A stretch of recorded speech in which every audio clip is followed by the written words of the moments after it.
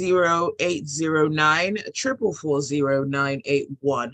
And you can also tweet at smooth981. Rotus, I can see another you.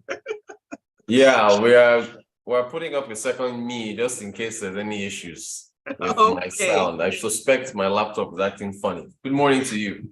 Okay, good morning. And we have a guest joining us this morning as well. Sales trader from Stanbic IBTC Stockbrokers, Afolabi Gbenro. Good morning, Afolabi. Welcome. Good morning. Thank you for having me on.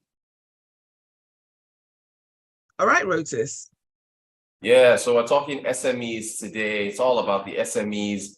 We're talking about basically their funding that they're getting from the Development Bank of Nigeria and also the National Export Promotion Council, the NEPC. They were recently talking to businesses telling them that, hey, listen, you guys need to take advantage of some export boosters. You know, take advantage of these two things that if you do, you'll be able to boost your exports in international markets. So I thought it'd be, you know, since SMEs are the engine of any economy, it would be a good idea to discuss that today. All right, so let's dive straight in. Is 631 billion naira across 313,000 SMEs enough? Yeah, that's a good question. I mean, yeah, if you divide, I think that comes out to about 2 million or so. 2 million naira. 2 million naira. Yeah, Afolabi, what do you think, Afolabi? Go ahead. Yeah, I don't think it's enough. I think it's a good step, offering access to funding to small businesses, but you have to look at the fact that if you're looking at the monthly wage bill, it's about, for an average sort of SME, maybe about 2 million thereabouts per month. So it's not really going to cover everything that they need to run their business.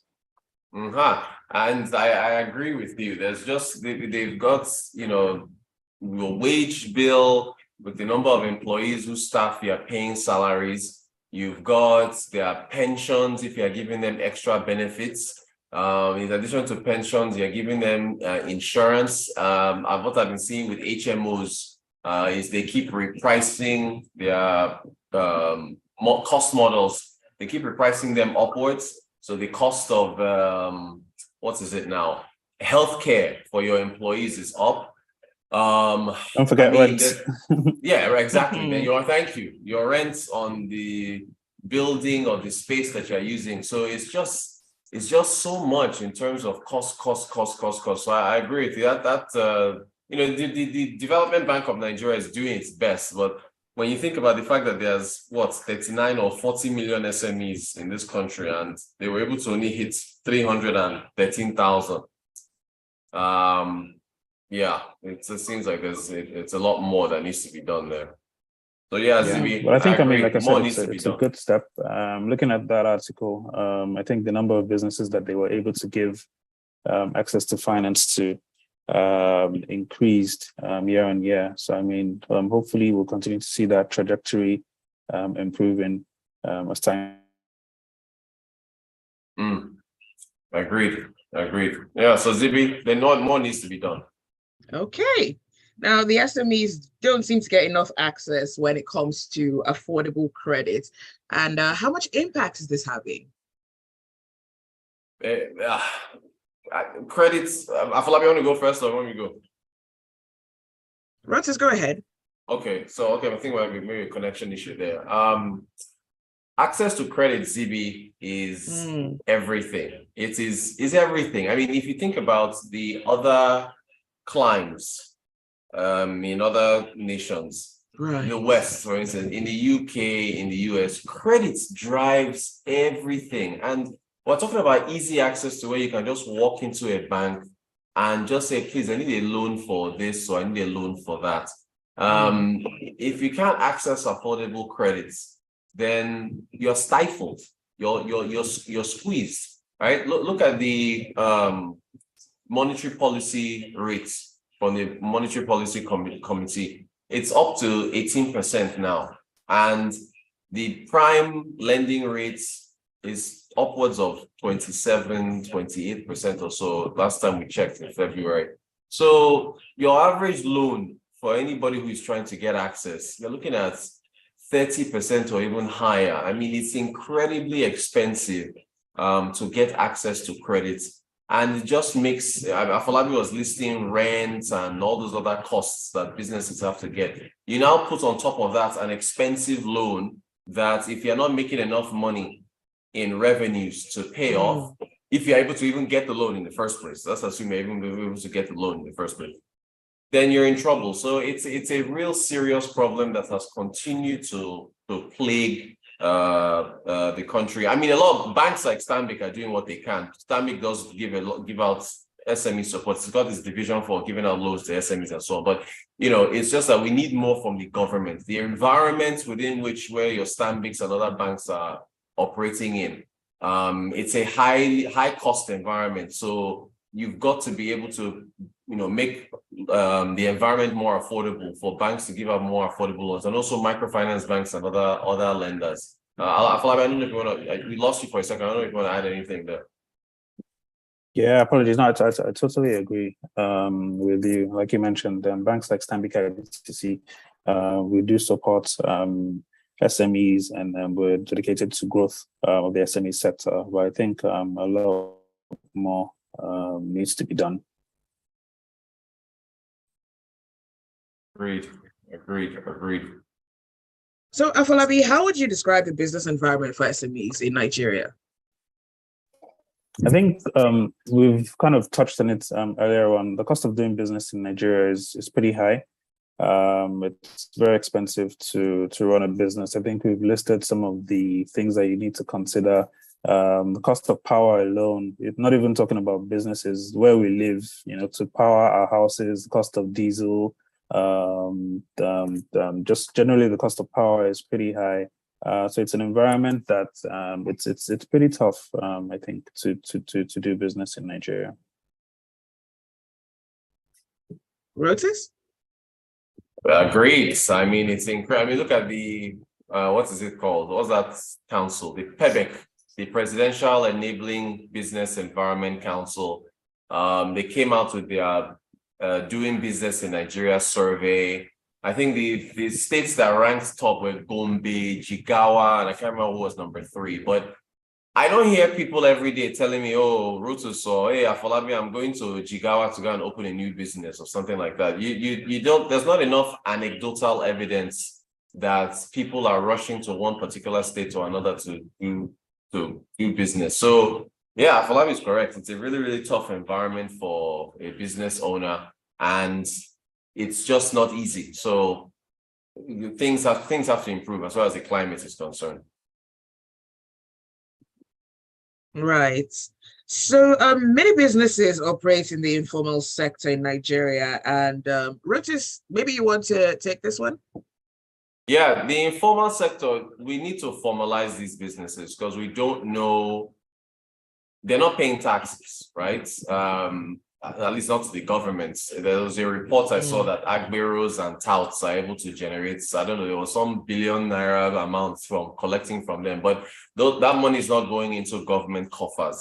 So if you are unable to formalize your informal sector, then you can't collect money from them, you can't track them, and you're not going to, you're on the back foot when it comes to formulating policies that can impact them positively. So I think it's a data issue as far as the informal sector is concerned. You've got to find ways to go out and get information on all these businesses and then incentivize them, because a lot of them don't even want to pay taxes to the government. Your vulcanizer on the streets, or you're even a social media influencer, or somebody who's doing business online on Instagram or Twitter selling goods or whatever.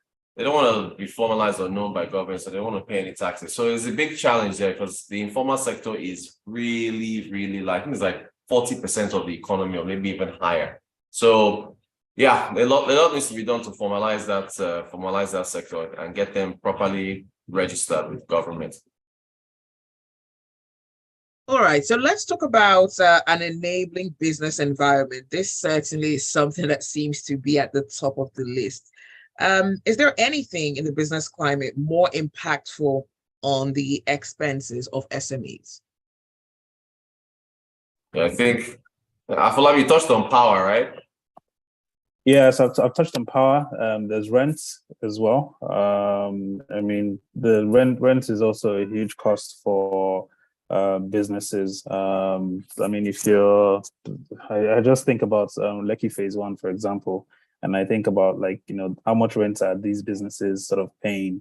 You tend to find out, like, people probably then try to start maybe doing their businesses out of their houses or something like that, and they use social media.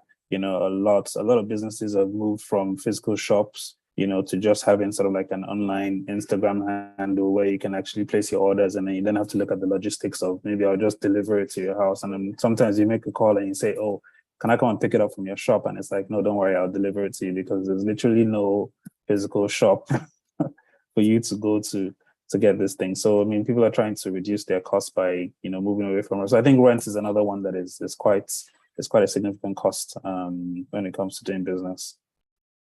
And that rent, just to add to that, yeah, they are paying, the landlords make them pay, it's not 1 or 2 years in advance. You can imagine trying to get that going and you're not making your money in that kind of bulk, or you have your revenue, if you're even lucky, comes in on a regular monthly basis. So that rent thing is really high. Well, yeah, rent and power, those two, they are twin-headed dragons that are really, really tough on SME Zibby. Wow.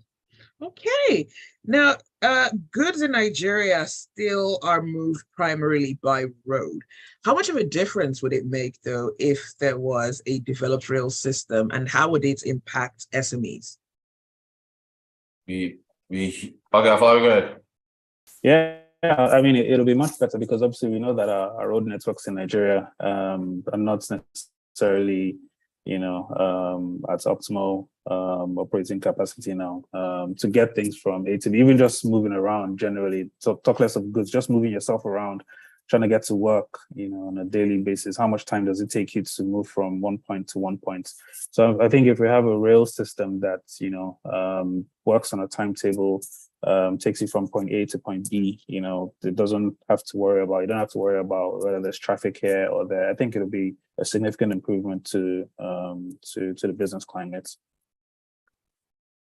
Yep. Just to quickly add, what's his name? Larry Fink, the CEO of BlackRock, was in a roundtable discussion with Dr. Ngozi Okonjo-Iweala earlier in January at Davos, World Economic Forum. And he was talking about economies that have moved from one level to the next. And he said rail, in addition to an educated workforce, low in competitive wages, he said it's rail. So the economy can't move forward if you don't have a proper developed rail system. Now, by the way, just real quick, the NDDC, the Niger Delta Development Commission, they signed an MOU with one company in America, $15 billion to develop a rail network across the 9 states that are in the Niger Delta. So it's an MOU, that one is just an agreement. So we'll see whether anything comes from that, but it shows how important rail is to countries. All right, we're almost out of time, but it's been implied that fuel subsidies will be removed by the next administration. What kind of price pressure would this actually exert on the SMEs?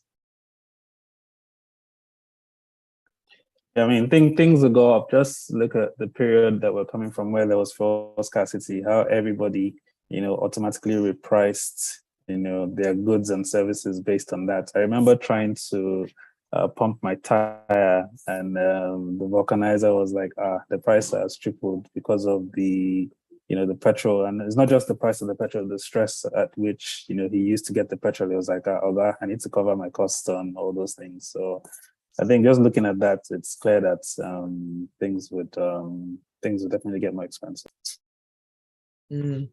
All right. Well, that is all the time that we have this morning for Business Express. Thank you so much, Afolabi, for joining us on the show this morning. Thank you for having me. Thank you, Rotus, and have a brilliant day ahead. Do stay with us. There's a lot more to come on the Smooth Breakfast.